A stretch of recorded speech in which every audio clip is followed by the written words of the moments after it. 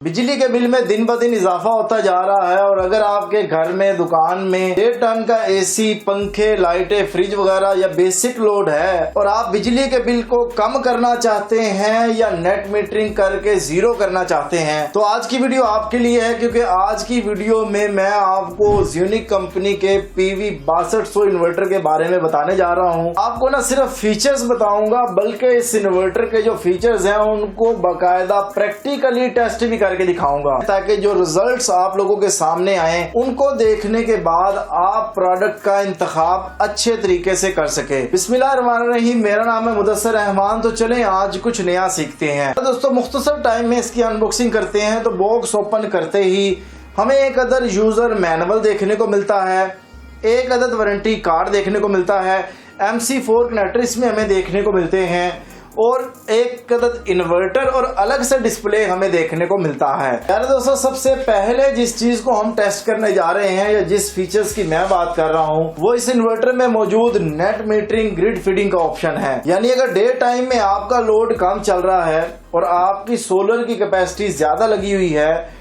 तो आपकी इजाफी बिजली वापडा को वापस चली जाए और आपके यूनिट सेफ हो जाएं।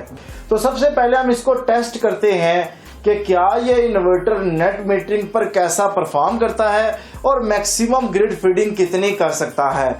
आप देख सकते हैं कि इस वक्त हमने इस इन्वर्टर के साथ वापडा को कनेक्ट कर दिया है। डेफिनेटली ग्रिड फीडिंग उसी सूरत में होगी जब आप वापडा मौजूद होगी। तो आपके सामने ये इन्वर्टर 4 किलोवाट तक ग्रिड फीडिंग कर रहा है, तकरीबन 4110 वाट तक ग्रिड फीडिंग कर रहा है। यानी अगर आपका लोड नहीं चल रहा होगा तो उस सूरत में ये मैक्सिमम ग्रिड फीडिंग जो है वो वापडा की तरफ करेगा। अब हम करते हैं इसका दूसरा टेस्ट, लेकिन उससे पहले मैं इसके कुछ बेसिक फीचर्स बता दूं।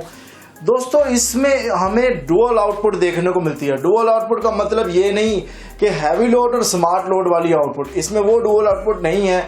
इसमें एक यूनिक डुअल आउटपुट है। चूंकि ये 24 वोल्ट का सिस्टम है तो इसमें कुछ लोगों की ये ख्वाहिश होती है कि हमें 12 वोल्ट की चीजें चलानी है। यानी जैसे एयर कूलर है 12 वोल्ट वाला, कुछ लोगों ने घरों में पंखे 12 वोल्ट वाले लगाए होते हैं तो वो कहते हैं कि हमें अलग से पावर सप्लाई ना परचेज करनी पड़े, हमें इन्वर्टर के अंदर से ही ऐसा फीचर मिल जाए। अब लोग क्या करते हैं, वो सिंगल बैटरी पे 2 तारे लगा के भी वो फीचर हासिल कर सकते हैं, बट उससे नुकसान ये होता है कि एक बैटरी जल्दी डिस्चार्ज होते हैं वोल्टेज लो होने की वजह से और दूसरी के वोल्टेज अनस्टेबल होते हैं जिसकी वजह से इन्वर्टर बेहतर परफॉर्मेंस नहीं देता। तो कस्टमर के इस प्रॉब्लम को हल करने के लिए इस इन्वर्टर के अंदर ही ये फीचर दे दिया गया है कि आप 32 एम्पेयर 12 वोल्ट तक कोई भी डीसी लोड जो है वो आप इस पे चला सकते हैं। इस इन्वर्टर के पीसीबी में कन्फर्मल कोटिंग हुई है। इस इन्वर्टर के साथ वाईफाई ऑप्शनल देखने को मिलता है। इसके साथ आप लिथियम बैटरी भी कनेक्ट कर सकते हैं और इसका डिस्प्ले जो है वो हमें अलग से देखने को मिलता है। अलग डिस्प्ले का मतलब ये है कि आप इन्वर्टर कहीं भी इंस्टॉल करें और डिस्प्ले आप अपनी मर्जी के मुताबिक जहां आप लगाना चाहें आप लगा सकते हैं। ये इन्वर्टर 3 बेसिक मोड पर काम करता है। ऑन ग्रिड पे काम करता है, ऑफ ग्रिड में काम करता है और हाइब्रिड में काम करता है। दोस्तों कंपनी ने कहा कि ये inverter pure sine wave output देता है, लेकिन इसको हम चेक कर लेते हैं कि क्या वाकई ये इन्वर्टर प्योर साइन वेव है या नहीं। इसके लिए मैंने इस इन्वर्टर को ऑसिलोस्कोप के साथ कनेक्ट कर दिया है और हमने इसको पावर दी है। अब हम देखते हैं कि ये इन्वर्टर हमें कैसी आउटपुट देता है। तो आप देख सकते हैं कि ये इन्वर्टर हमें प्योर साइन वेव आउटपुट दे रहा है। अब हम इसके बेसिक पार्ट्स की बात कर लेते हैं और कनेक्शन की बात कर लेते हैं। आप देखते हैं कि यहाँ पे हमें सबसे बाएं हाथ पे डीसी आउटपुट देखने को मिलती है। 12 वोल्ट की कोई चीज चलानी है तो यहाँ चलाएंगे। उसके साथ हमें इनपुट वापडा देखने को मिलती है, उसके साथ हमें आउटपुट मिल जाती है। सोलर के लिए MC4 कनेक्टर मिल जाते हैं और बैटरी लगाने के लिए हमें पॉइंट देखने को मिल जाते हैं। अर्थिंग का भी पॉइंट अगर आपने अर्थिंग की है, जो कि लाजमी करनी चाहिए, नेट मीटरिंग में तो जरूरी है, तो अर्थिंग का पॉइंट आपको यहाँ पे देखने को मिल जाता है। अगर इसकी दोनों साइडों पे हम देखें तो हमें एंटी डस्ट फिल्टर देखने को मिल जाता है, जो कि इस प्रोटेक्शन के लिए होता है कि डस्ट जो है वो इन्वर्टर के अंदर कम से कम जाए। लेकिन ये फ़ायदे वाली चीज़ नुकसानदेह उस वक्त हो जाती है जब हम इन फिल्टर को साफ़ नहीं करते। कंपनी रिकमेंड करती है कि 10 से 15 दिन के बाद आप इन्वर्टर को लाजमी साफ़ कर लिया करें। दोस्तों अब हम इस पर लोड टेस्ट करते हैं और आपको दिखाते हैं कि मैक्सिमम आप इस पर कितना लोड चला सकते हैं। तो आपको पहले ही बता दूं कि आप किसी भी इन्वर्टर से मैक्सिमम एफिशिएंसी हासिल करना चाहते हैं तो आप उसको 80 to 85% लोड पर चलाएंगे। दोस्तों अभी हमने इस पर लोड डालना शुरू कर दिया है। आप देख सकते हैं कि 400 वाट इस पर मैंने लोड डाल दिया है। अभी मैंने इस पे 800 वाट लोड डाल दिया, तकरीबन 1200 वाट 1.2 किलोवाट के करीब लोड डाल दिया है। 1.8 1.9 किलोवाट लोड डाल दिया है। अचानक से ज्यादा लोड लड़के ने डाला है, 4 किलोवाट तक डाला है, बट मैं स्लो आपको चेक करके इस पे दिखाता हूं।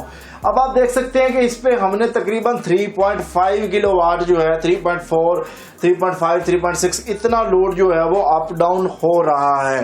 तो इस पे बगैर एरर के जो मैंने चेक किया है, वैसे तो इसको हमने 4 किलोवाट भी इससे ज़्यादा भी लोड इस पे डाला है, मैक्सिमम टार्क लोड वगैरह भी देखा है, आपकी स्क्रीन पे भी नज़र आ रहा होगा। बट जो मैंने देखा है वो ये है कि 3.5 किलोवाट तक आप इस इन्वर्टर पे बासानी लोड चला सकते हैं। अरे दोस्तों आप देख सकते हैं कि इस पे 400 वाट की जनरेशन आ रही है। इसका मतलब ये है कि लोड पैनल तो हमने ज़्यादा लगाए हैं, तो 400 वाट क्यों आ रहा है? इसका मतलब ये होता है कि आप जितना लोड डालेंगे उतना ही आपको सोलर की जनरेशन देखने को मिलेगी। मैंने लोड मजीद बढ़ाया तो ये तकरीबन 1300 वाट के करीब मुझे जनरेशन देखने को मिल रही है। अगर मैं मजीद लोड डालूंगा तो 2100 वाट तक आप देख सकते हैं कि सोलर की जो जनरेशन 2100 वाट तक हमें देखने को मिली है। अभी मैं मजीद 3000 के करीब लोड डालूंगा तो 3000 वाट सोलर की जनरेशन मिलेगी। 3600 लोड डालूंगा या नेट मीटरिंग साथ अगर मैं इसके ऑन कर दूंगा, यानी लोड भी चलता रहे और नेट मीटरिंग भी चलती रहे, तो मैंने इसकी तकरीबन 4000 वाट 4100 वाट तक सोलर की जनरेशन देखी है। तो आपको ये भी मैंने दूसरा टेस्ट करके दिखा दिया कि मैक्सिमम ये जनरेशन कितनी दिखा सकता है। अब इसका हरगिज ये मकसद नहीं है कि ये इससे ज्यादा नहीं कर सकता या कम नहीं कर सकता। देखिए मैंने जो चेक किया है, जिस वेदर में मैंने चेक किया है, जितने पैनल लगा के उस हिसाब से जो मुझे जनरेशन मिली, मैं उसका रिजल्ट आपको बता रहा हूँ। हाँ कोई दूसरा शख्स कहे मुझे तो 4400 मिली है तो आपने क्यों कम बताई, तो मैंने जो टेस्ट अभी किया है, जो रिजल्ट मेरे सामने आ रहा है वही मैं आपको जो है वो बता रहा हूँ, उसके बारे में आपको बता रहा हूँ। प्यारे दोस्तों आप ये सोच रहे होंगे कि ये इन्वर्टर हमें कहाँ से मिलेगा और इसकी कीमत क्या होगी, तो आपको ये बताता जाऊँ कि ये इन्वर्टर आपको 1,50,900 रुपये का मिलेगा। ये वीडियो मैं उस वक्त बना रहा हूँ जब डॉलर की कीमत 285 से 290 के दरमियान है। आप जब ये वीडियो देख रहे हैं उस वक्त की प्राइस क्या होगी, आप स्क्रीन पर दिए गए नंबर पर राब्ता करके मालूम भी कर सकते हैं, ये इन्वर्टर परचेज भी कर सकते हैं। अगर आपके करीब कोई भी यूनिक का डीलर है तो आप उससे भी ये इन्वर्टर परचेज कर सकते हैं। वीडियो को इतनी डिटेल से बनाने का मकसद ये होता है कि आप लोग उस प्रोडक्ट के बारे में मैक्सिमम मालूमात हासिल करें ताकि आप इंतखाब अपनी ज़रूरत के मुताबिक कर सकें। दोस्तों इस इन्वर्टर की बहुत सी चीज़ें ऐसी हैं, बहुत से पॉइंट ऐसे हैं जो कि अभी शेयर करने वाले हैं। अगर आप मुझे कमेंट सेक्शन में कहेंगे तो इस वीडियो का पार्ट 2 मैं लाजमी बना दूंगा, जैसे इसकी पैरामीटर सेटिंग, इसको इंस्टॉलेशन करने का तरीका, ग्रिड फीडिंग कैसे करते हैं, बहुत से पॉइंट ऐसे हैं। आप मुझे अगर कहेंगे कमेंट्स में कि पार्ट 2 बना दें तो मैं इस वीडियो का पार्ट 2 लाजमी बनाऊंगा। बहुत शुक्रिया आप सब दोस्तों का। अल्लाह ताला आप सब लोगों को खुश रखे, ढेर सारी कामयाबियां और तरक्की अता फरमाए। मिलता है नेक्स्ट वीडियो के साथ। अल्लाह हाफिज। पाकिस्तान जिंदाबाद।